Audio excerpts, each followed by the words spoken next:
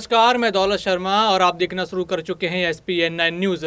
और आज बात करते हैं सेमीफाइनल की। सेमीफाइनल है 2024 के लोकसभा चुनाव से पहले। मुद्दा क्या है?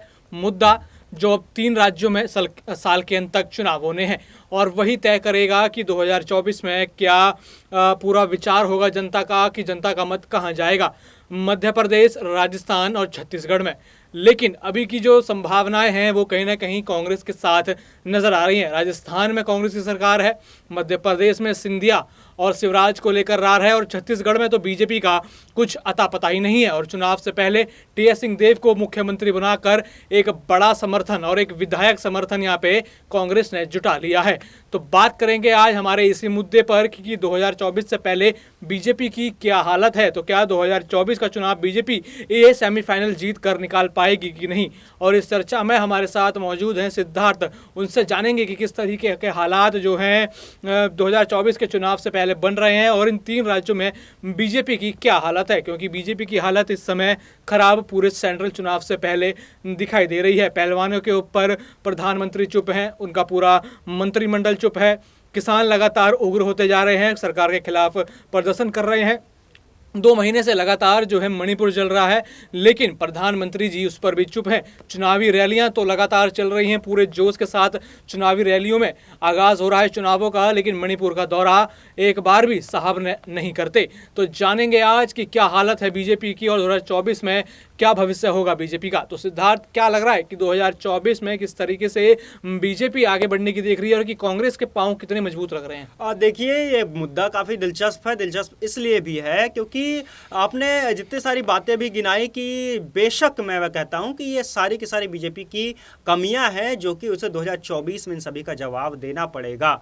लेकिन इसके उलट अगर आप ये मूल्यांकन कीजिए कि कांग्रेस के पास वो कौन सी उपलब्धियां हैं जिसके दम पर वो आने वाले समय में अपनी जो है बातें, अपनी सत्ता जो है पाने के लिए वो लक्ष्य रखेगी या फिर दावे करेगी। क्योंकि जिस तरह से आपने देखा कि 2014 में जो है नरेंद्र मोदी की सरकार आई, फिलहाल 9 साल हुए हैं, तो इसके बाद नरेंद्र मोदी की सरकार ने इस बारे में भी कई सारी बातें ऐसी कही है कि जो कि भ्रष्टाचार के मुद्दे पर आप देख सकते हैं कि उन्होंने बताया कि हमारी सरकार में भी भ्रष्टाचार नहीं हुआ और यह बात जो है इसकी खबरें कभी नहीं आई। आप कांग्रेस के राज में बताया जिस तरह से 2G घोटाला, स्पेक्ट्रम घोटाला और जो है कोलगेट घोटाला, साथ ही महंगाई के मुद्दे पर हालांकि बीजेपी को भी घेरा गया है कांग्रेस की तरफ से, लेकिन इसके अलावा जो घोटालों के मुद्दे पर सबसे बड़ी बात की है। जिस तरह से आप डिजिटलाइजेशन के बारे में बात किया है, बैंकों के गरीबों के जो है बैंकों के खाते खुलवाने की बात कही है। हालांकि मोदी सरकार के ऊपर यह भी आरोप लगता चला आया है कि उन्होंने देश के लोगों के साथ झूठ बोला कि 15 लाख रुपए या लोगों के खाते में जमा होंगे। तो ये सारी बातें जो है कहीं ना कहीं जो है मुझे लगता है कि बीजेपी अपनी तरफ से जो है उसने रणनीतियों में कोई कसर नहीं छोड़ी है।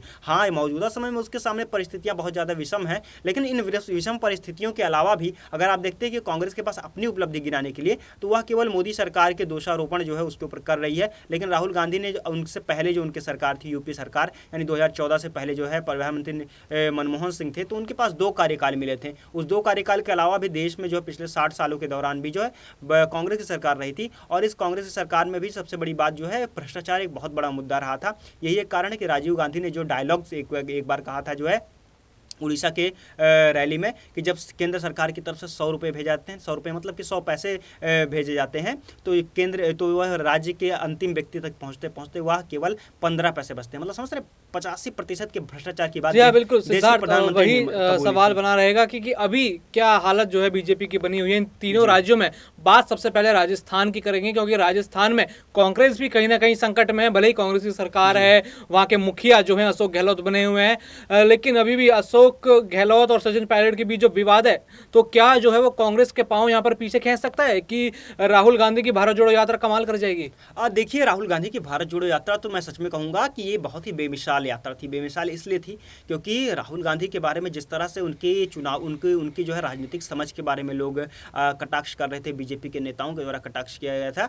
और यह पूरा राहुल गांधी ने अपने इस भारत जोड़ो यात्रा के दौरान यह साबित कर दिया कि उनमें सच में जो है जनता से जुड़ने की क्षमता है। और यही एक बात होती है जो किसी नेता के अंदर सबसे बड़ी योग्यता होती है उसकी। दूसरी बात अगर मैं बात करता हूँ राजस्थान की, तो राजस्थान के बारे में अगर बात करें तो राजस्थान में मुझे दिखाई पड़ता है कि जिस तरह से अशोक गहलोत और सचिन पायलट के बीच में जो रार एक लंबे समय से चल रही थी, उस रार में फिलहाल जो पैचअप होता हुआ दिखाई पड़ा है, दोनों की बात सुलझती हुई दिखाई पड़ी है। लेकिन फिर भी अभी बात बनी हुई है कि जिस तरह से नरेंद्र मोदी ने बीते जो है 8 दिनों के अंदर जो है ये छठी रैली की है राजस्थान में, और इसके अलावा 25,000 करोड़ के जो है परियोजनाओं का आरंभ किया है। 25,000 करोड़ के बाद जो है इसके अलावा गृह मंत्री अमित शाह की रैली, जेपी नड्डा की रैली, ऐसे तमाम बड़े नेताओं की, दिग्गज 4 नेताओं की रैली भी हुई है राजस्थान में। तो कुल मिलाकर के राजस्थान को भी लेकर ये आखिरी सवाल होगा कि राजस्थान में क्या बीजेपी सचिन पायलट को अपनी तरफ करने की सोच रही है, क्योंकि लगातार यहाँ पर जो 3 मुद्दे यहाँ सचिन पायलट ने उठाए थे, वही मुद्दों की बात प्रधानमंत्री भी करते हैं, भ्रष्टाचारी सरकार बताते हैं, कहते हैं कि जब उनके नेता ही आपस में लड़ रहे हैं तो वो जनता का क्या काम करेंगे। तो क्या लगता है,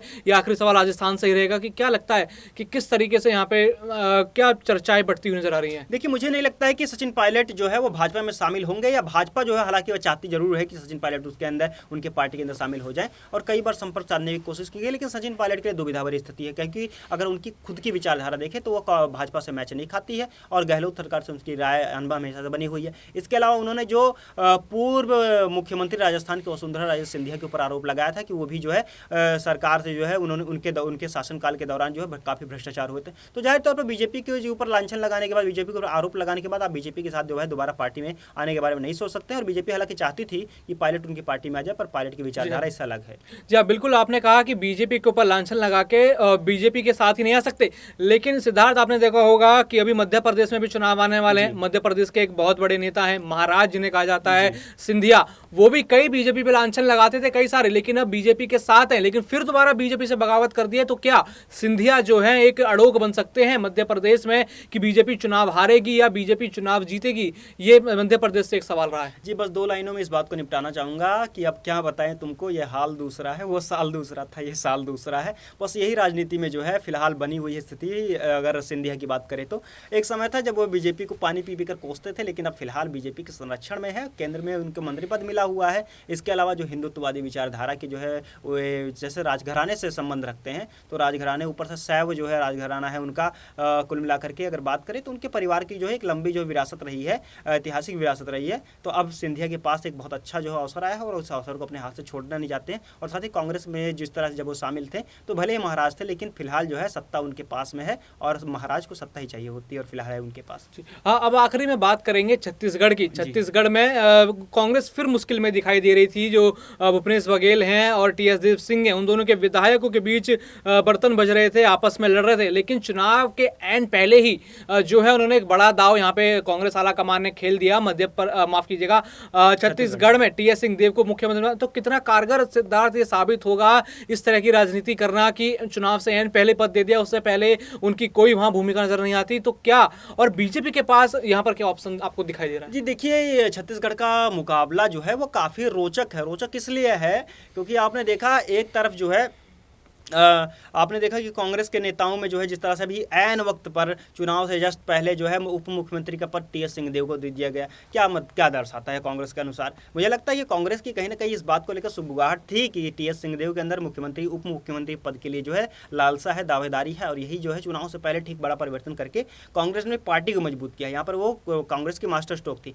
और अगर बात करें हम लोग जो है छत्तीसगढ़ में बीजेपी की, तो छत्तीसगढ़ में सच बताऊँ, अगर बीजेपी के केंद्रीय चेहरों को छोड़ दें तो छत्तीसगढ़ में कोई ऐसा बड़ा चेहरा नहीं है। चाहे कुमारी शैलजा के बारे में जिस तरह से बातें की जाती हैं, और तमाम जो है नेता प्रतिपक्ष के बारे में बातें की जाती हैं, तो कुल मिलाकर के अगर बात करें तो बीजेपी के पास जो है ऐसा कोई बड़ा चेहरा नहीं है जो कि छत्तीसगढ़ के पूरे के पूरे जो है वो जनता को अपने साथ साध सके। हालांकि यह बात जरूर है कि कई सारे नेताओं को लेने अगर जो है तो इस पूरे मामले में देखा गया है कि वह आने वाले समय में एक बड़ी भूमिका निभा सकते हैं, और छत्तीसगढ़ में जो है भाजपा को मेरे ख्याल से जो है कांग्रेस को कड़ी टक्कर देने में जो है अभी अपनी भूमिका निभा सकते हैं। जी हाँ सिद्धार्थ, आखिरी सवाल होगा कि अगर 2024 से पहले इन सभी चुनावों को सेमीफाइनल की तरह देखा जा रहा है कि अगर राजस्थान, मध्य प्रदेश और छत्तीसगढ़ आपने जो है उस पर कब्जा जमा लिया तो 2024 आपके लिए मुश्किल नहीं होगा, तो क्या लगता है कि किस पार्टी के पास ऐसा मौका है कि वो इन तीनों राज्यों को कब्जा लेगी और 2024 में अपनी पार्टी बनाएगी? तो क्या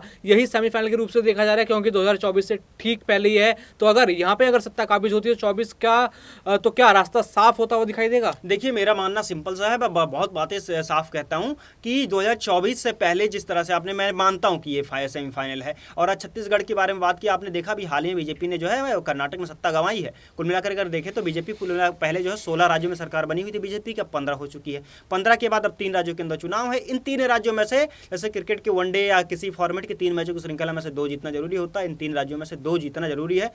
मध्य प्रदेश और राजस्थान में मेन मानता हूं यहाँ पर बीजेपी टक्कर देगी। और मेरे ख्याल से मुझे लगता है शायद जो है अगर बीजेपी पूरी दम सम से पूरे दम लगाकर कोशिश करेगी तो वहाँ पर जीत दर्ज कर सकती है। लेकिन छत्तीसगढ़ में मुझे भूमिका जो है भाजपा की संदिग्ध नजर आती है, क्योंकि वहाँ पर कांग्रेस का प्रबंधन काफी ज्यादा सख्त है और बीजेपी के जो कार्यकर्ता है वह जमीनी स्तर पर जुड़ करके काम नहीं कर सकते। एक कारण ये भी है, और दूसरी बात नक्सलाइड एरिया होने के कारण लगातार नक्सलियों के जो है कई सारी बातें जो है देखने को मिली, इसलिए वहाँ पर चुनाव आयोग की भूमिका और लोकतंत्र जो है एकदम स्वतंत्र रूप से वहाँ पर जो है खिल करके जो है दिखाई नहीं पड़ता। मुझे लगता है कि बीजेपी बाकी 2 राज्यों में, मध्य प्रदेश और राजस्थान में, एक अच्छा बेहतर परिणाम दर्ज कर सकती है। जी हाँ, बिल्कुल। अगर 2024 के चुनाव का फाइनल जीतना है तो यहाँ पर ये 2023 का सेमीफाइनल क्लियर करना होगा। लेकिन बात वही है कि मुद्दे क्या होंगे। मुद्दे तो इस समय देखा जा रहा है कि यूसीसी का मुद्दा चुनावों से पहले जनता के सामने रख दिया कि 2 पक्ष के बीच बहस हो, तो यहाँ पर हिंदुत्व की राजनीति खेलते हुए यहाँ पर देखा जाए कि वोट बैंक बीजेपी के लिए खड़ा हो रहा है। और लगातार यहाँ पर ऑन फील्ड राहुल गांधी जो कांग्रेस के नेता है वो बने हुए हैं। इस बीच उनकी संसद सदस्यता खत्म हो जाती है, छीन ली जाती है, उनका मकान छीन लिया जाता है, लेकिन तभी भी वो लोगों के बीच, जनता के बीच दिखाई देते हैं। कभी ट्रैक्टर पर दिखाई देते हैं, कभी बाइक ठीक करते हुए दिखाई देते हैं। देखा जाए तो जनता के बीच संपर्क 2024 से ही पहले यहाँ पर कांग्रेस ने साधना शुरू कर दिया है और उसके बाद देख के अब बीजेपी की नींद जागी है और लगातार वो भी यही प्रयास कर रही है कि जनता के साथ संपर्क साधा जाए। लेकिन इस बीच बड़ा एक मुद्दा यूसीसी का दे दिया है जिसको लेकर पूरे देश में बहस है। तो हम भी अपने दर्शकों के चाहेंगे कि वो भी कमेंट करें कि क्या चाहते हैं कि 2024 में सत्ता वही दोहराई जाए या फिर परिवर्तन देखा जाना चाहिए। और भी ऐसी खबरें जानने के लिए देखते रहिए SPN9 न्यूज़। धन्यवाद।